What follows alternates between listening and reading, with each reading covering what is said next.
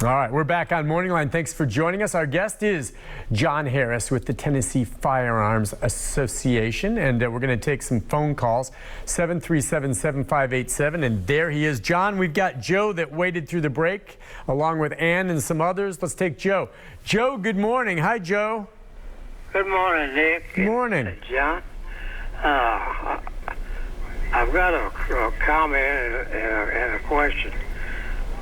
I don't understand why these people that they know that their family member has mental problems or drug addicts and are apt to do one of these shootings.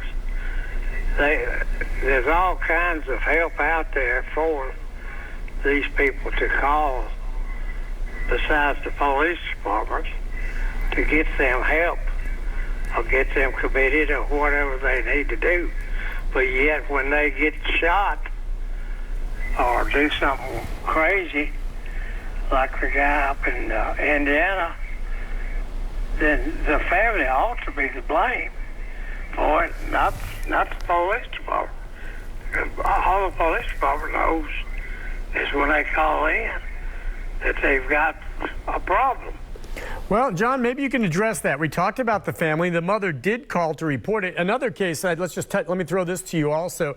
Locally, the Travis Rankin case with the Waffle House shooting. As we know, he came out of Illinois, and there's some issue here and was actually some litigation with regard to his parents and how he was able to get back hold of a gun when at some point Illinois was trying to keep him from having it, which ultimately then perhaps led to the shooting at the Waffle House. And by the way, the Rankin case is still pending.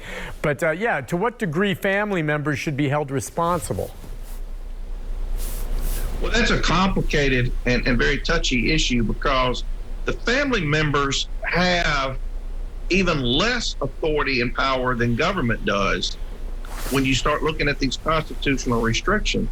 I mean, so for example, if the family's aware of a problem and they contact law enforcement or they contact the medical health professionals and say, I'm concerned my son, my husband, my wife, my whoever may be suicidal, may be suicidal by cop, has violent tendencies if they get, off on their drugs, whatever the problem is. And law enforcement looks at it and then either does only the involuntary committal or decides that it's just not a strong enough case. We can't even achieve that. I don't know what other options the family really has to deal with it. They've turned to government. They've done all they can do. Right. And that's in one scenario. And the other scenario is, like the Parkland shooting, they don't want their child or their brother or sibling or spouse to be stigmatized as a mental health problem. And so they're hesitant to bring it out and report it. And either way is a problem, because if there was a way to get mental health treatment that remained confidential and private and didn't result in stigmatizing the person going through the treatment process, then I think you might have more willingness to resort to it. But right now we don't have that. Let's take a call next from Ann. Ann, good morning. Hi, Ann. Good morning, Ann. Did we just lose her? Ann, are you there?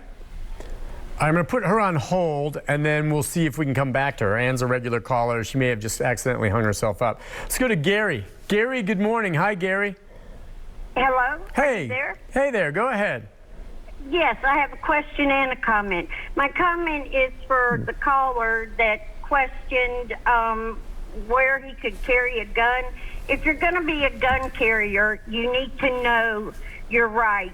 And I know where to shop because I don't want to shop where there are gun holders. And the reverse is the same. So if you want to carry a gun in Tennessee, it is your responsibility to know where you can carry that gun lawfully. So when you get that gun, know your rights, the same as I know mine. And my comment is, I have seen John on Open Line at night and on Morning Line. I'd like to know when we're going to see the other side, the people who don't want guns being sold, because I'd like to participate in that conversation, because I don't want guns in the public sector. I don't want guns in our parks. I don't want guns in our shopping centers. I don't want guns in our Krogers where there is a knife-carrying crazy man. And I'm grateful no one pulled a gun on the knife at the Eastland Krogers last week where there were innocent shoppers. So when will the other side be heard on Open Line and on MorningLine?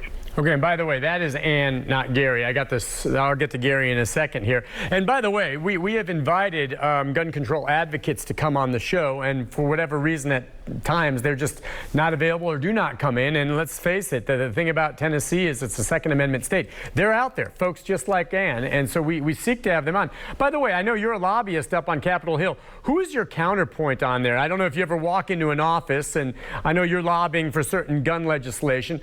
Who on the gun control side do you occasionally encounter on Capitol Hill, John?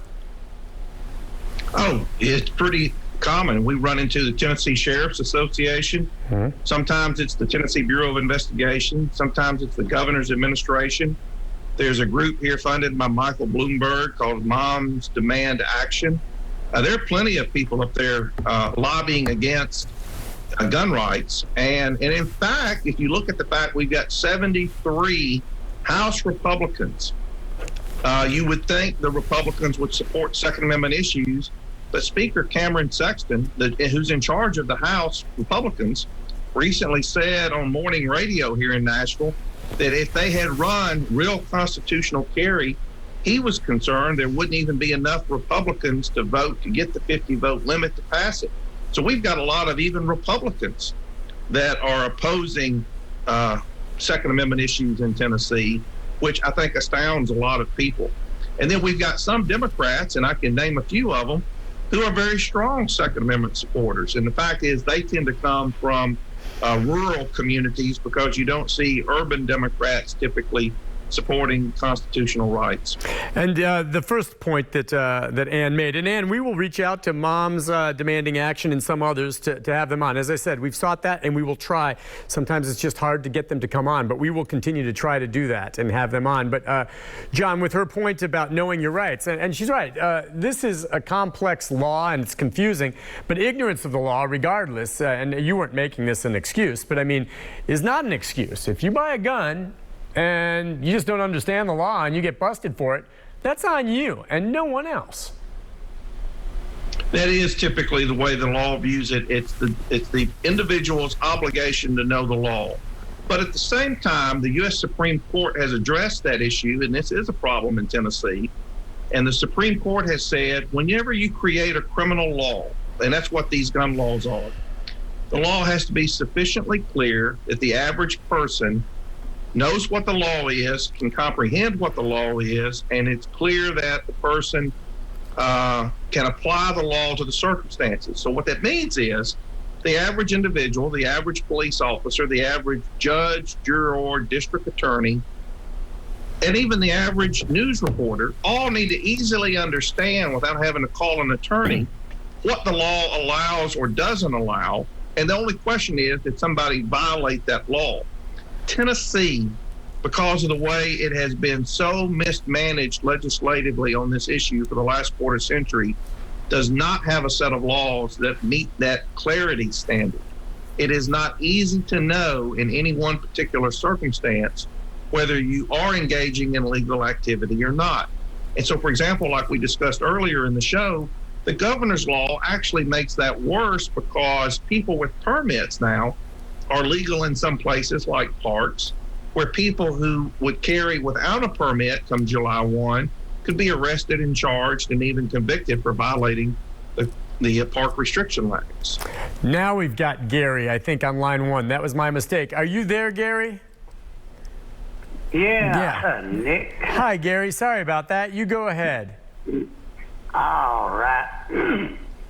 Well, my comment is, if you want justice and all that stuff, take all the laws that they have signed into Congress and all this, burn the last 20 years and start over. Just start from scratch. Clear it off and start from scratch. That's exactly right, because an older woman told me something one day, and I'll never forget. She said, the biggest crooks in the world do not carry guns. They carry pencils and calculators. Well, yeah, they'd probably be the nonviolent crooks that are going around stealing all your money, right? So, yeah, John, how about that? Let's just tear it all up and start from scratch. Well, that's a great point. When laws started being given out, they came down. There were 10 of them. They were on 2 stones. When my father practiced law back in the 70s, the entire Tennessee Code was a set of green bound books that fit on one shelf on the bookcase. Today, the Tennessee Code that I practice under 30 years later is the same green books, but they take 3 shelves on the bookcase. It is ridiculous the extent to which the government feels a compelling and constant need to perpetuate more and more laws when what we need are simpler, clearer laws with less government involvement in our individual lives. Gotcha. And we'll see how this plays out. Simpler laws doesn't necessarily mean, depending on which side of the aisle you're on this, whether you're pro-gun or more gun control, just whatever. If the laws are on the books, keep them simple, whether it's restricting or not, is what it comes down to. And that's what I know most of us would like to see happen one way or the other. John, listen, we've got to go because our final segment today, we're going to be pushing the big payback, which you should get involved with at some point. So stick around and listen. But thank you for joining us this morning, my friend, and we'll talk to you again soon, all right? Thank you for having me. I appreciate it. Thank you. John Harris with the Tennessee Firearms Association. We'll take a break. When we come back, we are going to talk with Pat Embry, the big payback, a chance to give. Oh, it's going to be Ellen Inman. It's not going to be Pat. Okay, well, we'll see who pops up there, and we'll take her to talk about the big payback and what it means in terms of your ability to give to a cause that's important to you. We'll be right back, wrapping things up after this.